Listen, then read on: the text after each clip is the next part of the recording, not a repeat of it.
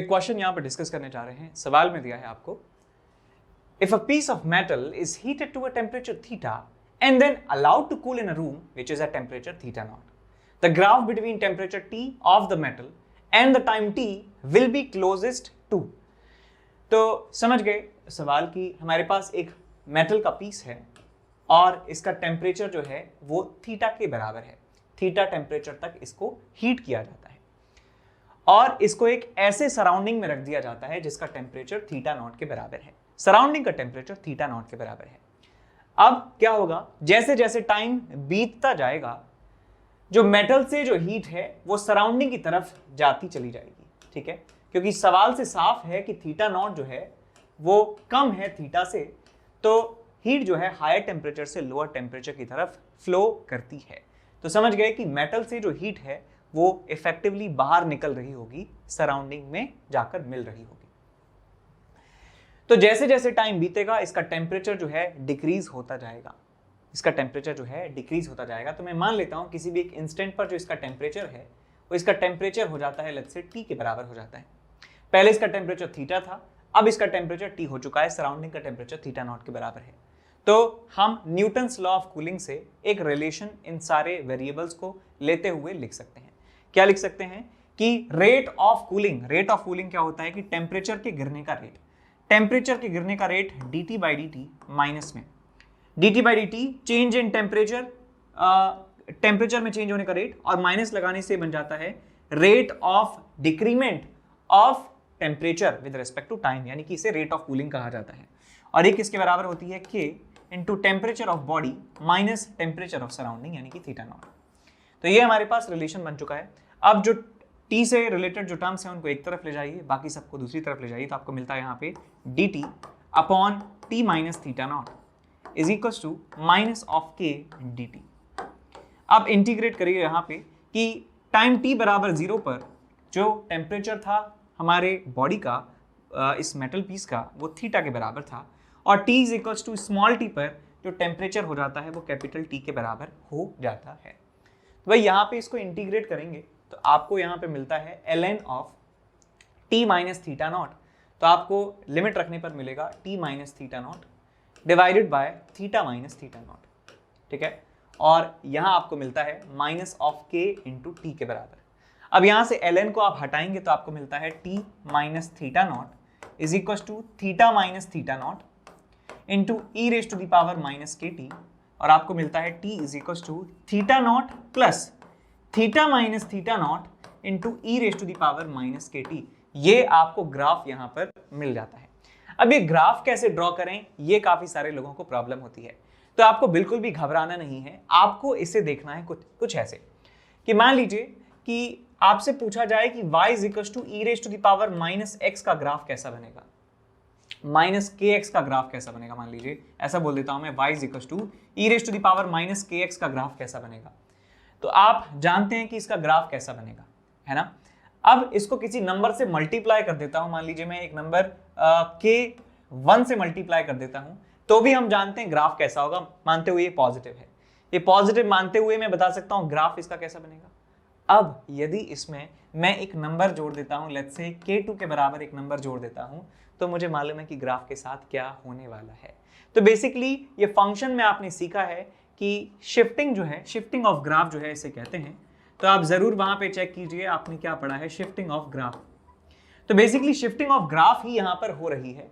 तो आप देख सकते हैं कि y is equal to k E raise to the power minus K X का जो ग्राफ है, इसका जो ग्राफ है कुछ इस तरीके से आपको मिलने वाला है। ठीक है, इस तरीके से जो है आपको ग्राफ मिलेगा, इस तरीके से एक्सपोनेंशियली डिक्रीज करता हुआ ग्राफ आपको मिलेगा। और ये वाला टेम्परेचर जो है थीटा नॉट के बराबर होगा, रूम टेम्परेचर के बराबर। रूम टेम्परेचर से नीचे जो है कभी टेम्परेचर इसका जाएगा नहीं, इनिशियल टेम्परेचर जो है इसका थीटा है। तो ऐसा कुछ ग्राफ आपको यहाँ पे मिलने वाला है। ऑप्शन आप चेक कर सकते हैं कौन सा ऑप्शन सही है। देखिए ये गलत है, ये गलत है, ये गलत है, एक ही आपके पास सही सभ्य सा ऑप्शन है, उसे ही आप टिक यहाँ पर कर देंगे। समझ में आया सवाल कैसे सॉल्व किया। अब इसके बाद, ठीक है, इसके बाद अच्छा एक चीज और, यदि आपको ये याद होता है न्यूटन्स लॉ ऑफ कूलिंग में बहुत ही, मतलब ये बेसिकली डेरिवेशन ही होता है, तो आप बिना सॉल्व करे भी इसको बता सकते हैं कि कौन सा आंसर हमारा होगा। ठीक है, बिकॉज ये एक स्टैंडर्ड रिजल्ट है। न्यूटन्स लॉ ऑफ कूलिंग का जब डेरिवेशन करवाते हैं तो एक ग्राफ भी जरूर बनवाते हैं, और वो ग्राफ समझ में आ रहा है साफ साफ कि ऑप्शन नंबर ए बिल्कुल सही है, तो आप बिना सॉल्व करे भी इस सवाल को कर सकते थे। तो एक इंपॉर्टेंट अनाउंसमेंट है आपके लिए, अनअकैडमी प्रोडिजी का जो है टेस्ट होने जा रहा है 23 जनवरी से 10 AM ऑनवर्ड्स। और इस अनअकैडमी प्रोडिजी में यदि आप एक्सेल करते हैं तो आप 20 लाख तक का जो है कॉलेज ग्रांट जीत सकते हैं। ये जो टेस्ट है ये class 7th, 8th, 9th, 10th और 11th और 12th के स्टूडेंट्स जो जेई और नीट की प्रिपरेशन कर रहे हैं उनके लिए खासकर होने वाला है। इस टेस्ट में आप ऑल इंडिया लेवल पर compete तो कर ही रहे होंगे और साथ में एक्साइटिंग ऑफर्स और प्राइजेस, स्कॉलरशिप भी जो है यहाँ पे होने वाली है, जो मैं अगली स्लाइड में आपको बताऊंगा। इसमें एनरोल करने के लिए आपको कोड इस्तेमाल करना है NKC सर लाइव। आप यहाँ पे कोड जब भी आपको मांगे तो आप ये कोड जो है जरूर एंटर करना वहां पे। अब यहाँ पे प्राइजेस और स्कॉलरशिप की बात कर लेते हैं। तो rank 1 MacBook air, rank 2-3 iPhone, rank 4 और 5 एप्पल आईपैड और रैंक 6 to 40 के लिए अमेजॉन इको डॉट और रैंक 41 से 100 के लिए अमेजॉन के वाउचर्स यहाँ पे मिलेंगे। और टॉप 500 बच्चों को जो है अलग अलग स्लैब्स में जो है स्कॉलरशिप यहाँ पे लिखी हुई है कि टॉप 10 बच्चों को 100% स्कॉलरशिप और 11 से 25% जो रैंक के बच्चे हैं उनको 75 scholarship and so on up to 500 rank तक स्कॉलरशिप भी आपको मिल जाएगी। बस आपको जो है इस पेपर में जो है आपको एक्सेल करना है। अब इस टेस्ट की प्रिपरेशन के लिए भी एक प्रैक्टिस टेस्ट है। अब इस प्रैक्टिस टेस्ट कब होने जा रहा है? 16 जनवरी को जो है ये टेस्ट होने जा रहा है, प्रैक्टिस टेस्ट। और इस टेस्ट में एनरोल करने के लिए फ्री में आप NKC सर लाइव जो है कोड का इस्तेमाल जरूर करिएगा।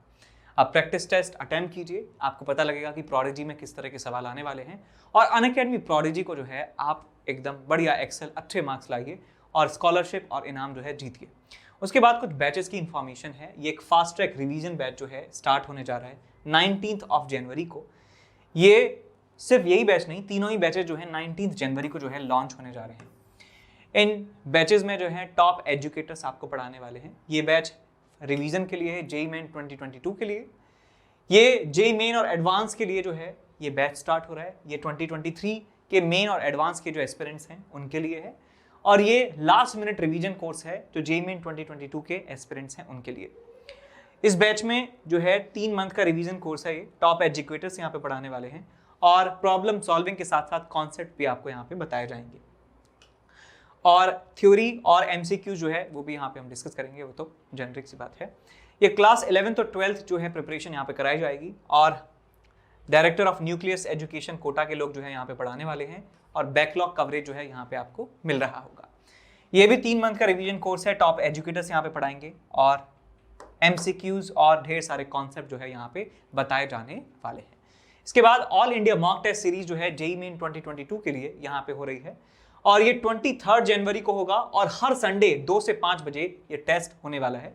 इस टेस्ट में आप ऑल इंडिया लेवल पर तो compete कर ही रहे होंगे, ये बताने की अब जरूरत नहीं है कि ऑल इंडिया लेवल पे compete कर रहे होंगे। आपको पता है ऑल इंडिया लेवल पे compete कर ही रहे होंगे।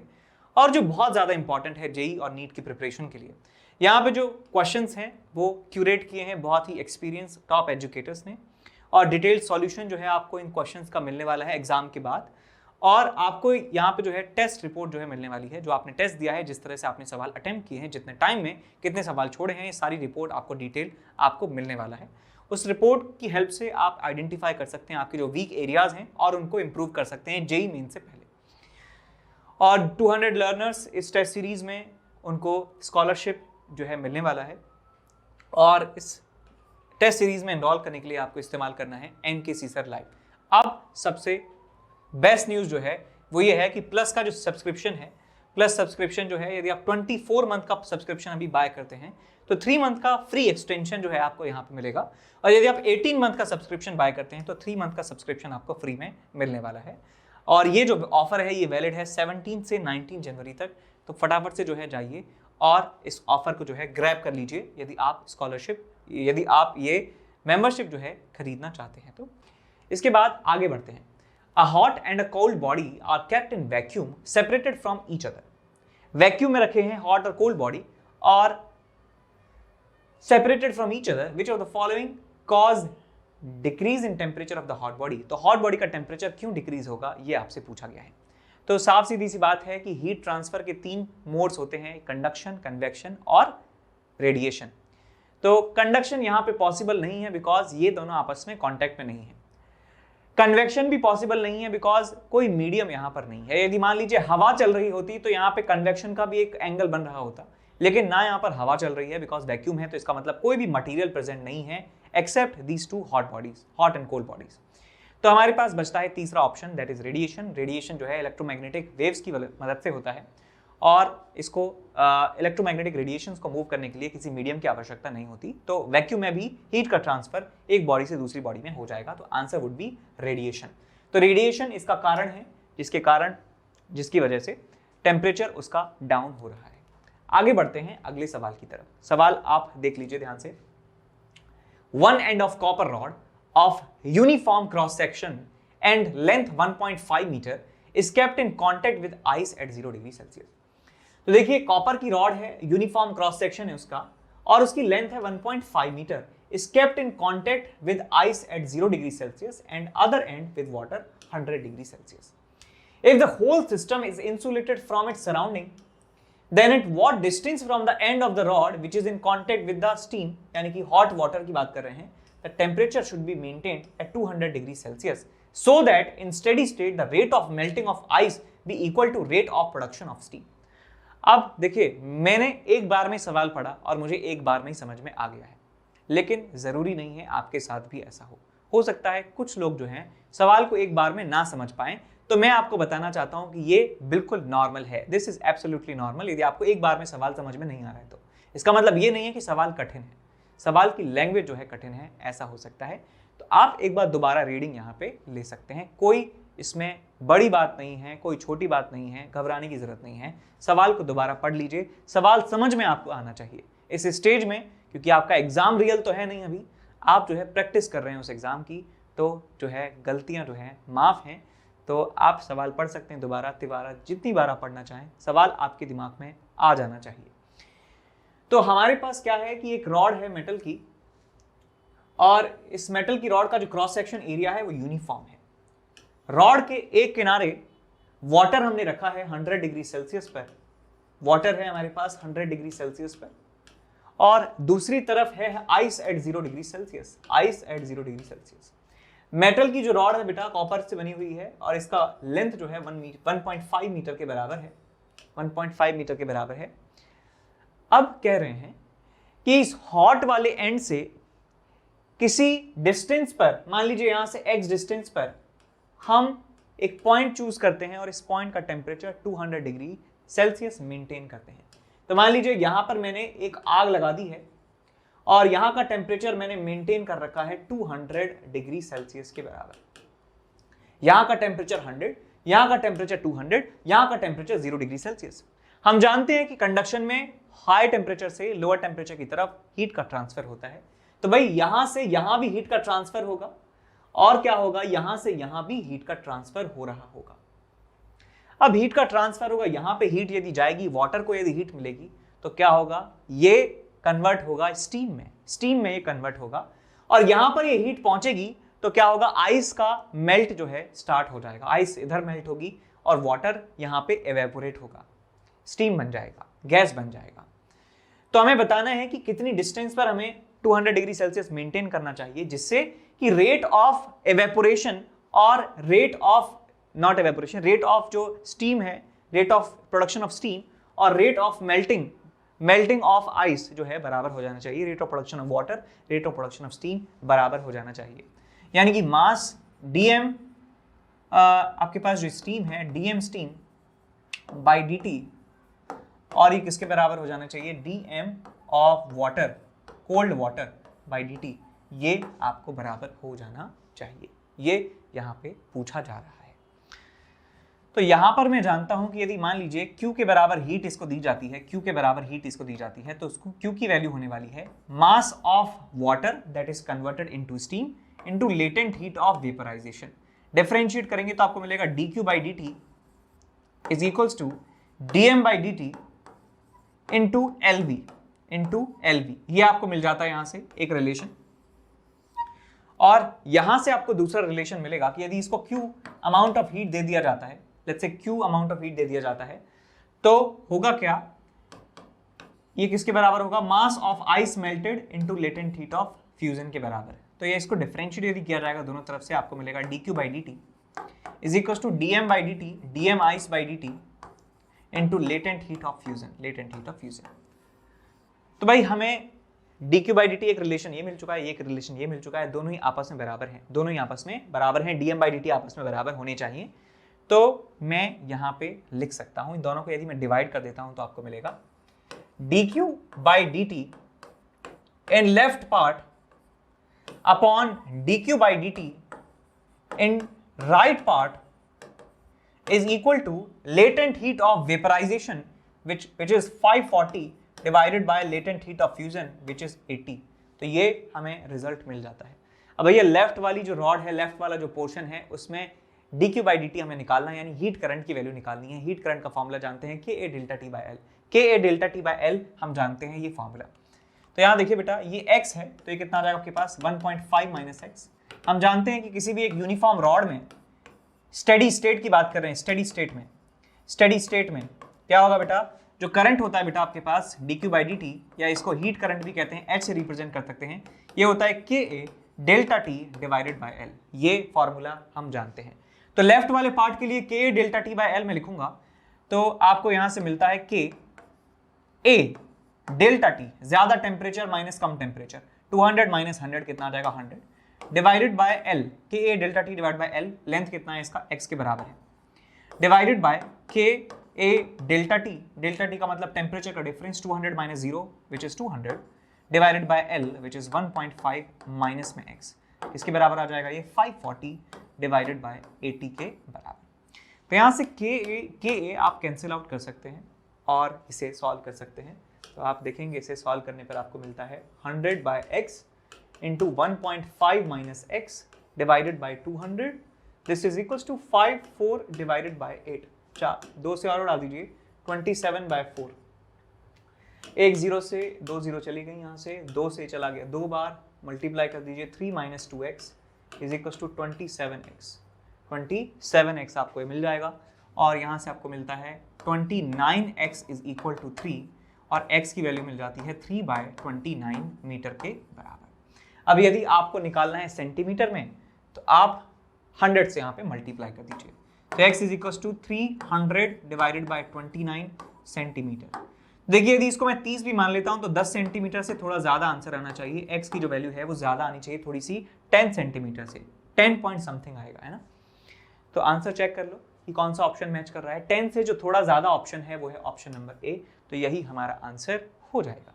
तो नेक्स्ट क्वेश्चन यहाँ पर डिस्कस करने जा रहे हैं। क्वेश्चन में दिया है 3 rods of material X and 3 rods of material Y are connected as shown in the diagram। तो डायग्राम में आप देख सकते हैं कि एक रॉड है Y, यानी कि हमारे पास आइडेंटिकल डायमेंशंस की रॉड है, बट उनके कंडक्टिविटी के बेसिस पर वो दो तरह की रॉड्स हैं, एक है X और एक है Y। Y यहाँ पे है, X यहाँ पर है, 6 रॉड हैं टोटल, 6 रॉड हैं total. All the rods are of identical length, cross sectional area बता दिया है कि उनका डायमेंशन सेम है। If the end A is maintained at 60 degree Celsius and the junction E at 10 degree Celsius, यहां का temperature 10 degree Celsius maintained है, यहां का टेम्परेचर 60 डिग्री सेल्सियस मेंटेन्ड है। Calculate the temperature of junction number C। तो junction C का हमें temperature बताना है कितना होगा। Thermal conductivity of X and Y are, thermal conductivity X is 0.92 and that of Y is 0.46।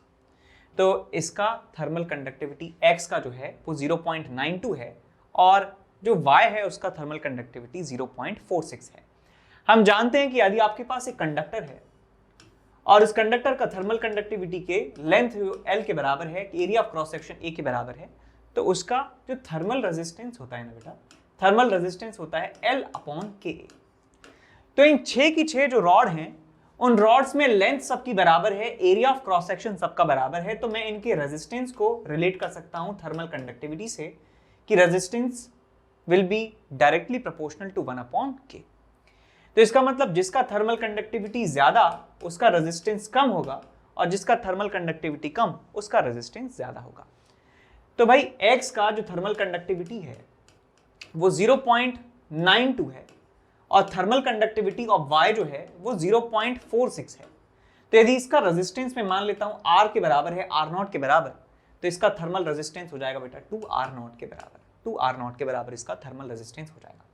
तो मैं इस सर्किट को मैं दोबारा रीअरेंज कर रहा हूं। मैं यहां पे लिखूंगा y जो है उसका रेजिस्टेंस 2R0 और ये है आपके पास x, R0 इसका रेजिस्टेंस है, ये आपके पास R0 इसका रेजिस्टेंस है, ये आपके पास 2R0 इसका रेजिस्टेंस है और यहाँ पे 2R0 इसका रेजिस्टेंस है और यहाँ पर R0 इसका रेजिस्टेंस है। अब यहाँ का टेम्परेचर जो है 60 डिग्री सेल्सियस के बराबर है, यहाँ का टेम्परेचर जो है वो 10 डिग्री सेल्सियस के बराबर है। अब देखिए बात यहाँ पे कुछ ऐसी है कि जो रूल्स करंट इलेक्ट्रिसिटी में फॉलो हुआ करते थे वैसे ही सेम रूल आप यहाँ पर भी लगा सकते हैं। यहाँ पर टेम्परेचर का डिफरेंस का मतलब करंट इलेक्ट्रिसिटी में वोल्टेज डिफरेंस हुआ करता था और हीट करंट यहाँ पे होता है, वहाँ पे इलेक्ट्रिक करंट होता है, वहाँ पे रेजिस्टेंस होता था इलेक्ट्रिकल रेजिस्टेंस, यहाँ पे थर्मल रेजिस्टेंस होता है। ठीक है, सारे फॉर्मूले सेम आप इस्तेमाल कर सकते हैं। तो भाई मैं इसको इलेक्ट्रिकल रेजिस्टेंस वाले तरीके से सॉल्व करूंगा बिकॉज मुझे आदत उन सवालों को करने की ज्यादा है। तो मेरे लिए तो ये 60 वोल्ट है, यहाँ 10 वोल्ट है, यहाँ का वोल्टेज मुझे निकालना है, पोटेंशियल कितना होगा, ये सारे मेरे लिए रेजिस्टेंस के बराबर है, इलेक्ट्रिकल रेजिस्टेंस के बराबर। ठीक है, कोई असर जो है नहीं आने वाला है आंसर पे। तो आप देखिए ध्यान से R0 into 2R0 and 2R0 into R0, इन दोनों का प्रोडक्ट इन दोनों के प्रोडक्ट के बराबर है। इसका मतलब ये एक बैलेंस्ड व्हीटस्टोन ब्रिज है। इसका मतलब इस वाले रेजिस्टेंस को आप हटा सकते हैं, इस वाले रेजिस्टेंस को आप हटा सकते हैं बिकॉज ये एक बैलेंस्ड व्हीटस्टोन ब्रिज है। तो हमने ये हटा दिया, हमारे पास बचा है ये वाला सर्किट। अब इसका इक्विवेलेंट निकालिए, R0 और R0 कितने होते हैं 2R0 और ये कितना हो गया 2R0 4R0। अब 2R0 और 4R0 का यदि पैरेलल कॉम्बिनेशन देखेंगे तो 2R0 into 4R0 divided by 6R0 आपको यहां से मिल जाता है। R0 से एक R0 गया, 2 से गया 3 बार, सो 4R0 बाई 3 आपको यहाँ पे रेजिस्टेंस मिल जाता है इस पूरे कॉम्बिनेशन का। अब ये सीरीज में साथ में लगा हुआ है तो 2R0 भी यहाँ पे ऐड कर दीजिए, 3 6 और 4 10, 10R0 डिवाइडेड बाय 3, ये आपको R इक्विवेलेंट मिल जाता है इस पॉइंट और इस पॉइंट के बीच में। अब इस पॉइंट और इस पॉइंट के बीच में जो रेजिस्टेंस है वो 10R0 बाई 3 है और पोटेंशियल का डिफरेंस कितना है बेटा 50 के बराबर है। तो यहाँ पे करंट में कह सकता हूँ कितना फ्लो हो रहा होगा, current is equal to 60 minus 10 is 50 divided by 10R0 by 3। So 0 से 0 चला गया, आपको मिल जाता है 15 बाय R0 के बराबर। तो 15 बाय R0 यहाँ पे करंट फ्लो होता है। इसका रेजिस्टेंस और इसका रेजिस्टेंस 1:2 रेशियो में है, तो मैं कह सकता हूँ यहाँ से जो करंट फ्लो होगा that will be 10 by R0 के बराबर होगा और यहाँ से जो करंट आएगा वो 5 बाय R0 के बराबर चला जाएगा। तो भाई यहां से भी करंट जो है कितना जाएगा 10 बाय R0 के बराबर। तो इन दोनों पॉइंट्स के अक्रॉस में पोटेंशियल का डिफरेंस बता सकता हूं या टेम्परेचर का डिफरेंस बता सकता हूं। पोटेंशियल डिफरेंस जो है इसके अक्रॉस आने वाला है कितना I इंटू R के बराबर। सो 10 अपॉन R0 इंटू R0 के बराबर यहाँ पे पोटेंशियल का डिफरेंस आएगा। R0 से R0 चला गया, इसका मतलब 10 डिग्री सेल्सियस इन दोनों के बीच में पोटेंशियल का डिफरेंस आने वाला है। ये ज्यादा पोटेंशियल पर होगा, ये कम पोटेंशियल पर होगा। तो भैया यहाँ का पोटेंशियल V मान लेता हूँ, यहाँ का पोटेंशियल 10 है और कितना है डिफरेंस 10 के बराबर है, तो V की वैल्यू मिल जाती है 20 के बराबर, यानी कि टेम्परेचर 20 डिग्री सेल्सियस हमें मिल जाता है। तो भाई यहाँ का टेम्परेचर कितना आ गया 20 डिग्री सेल्सियस के बराबर।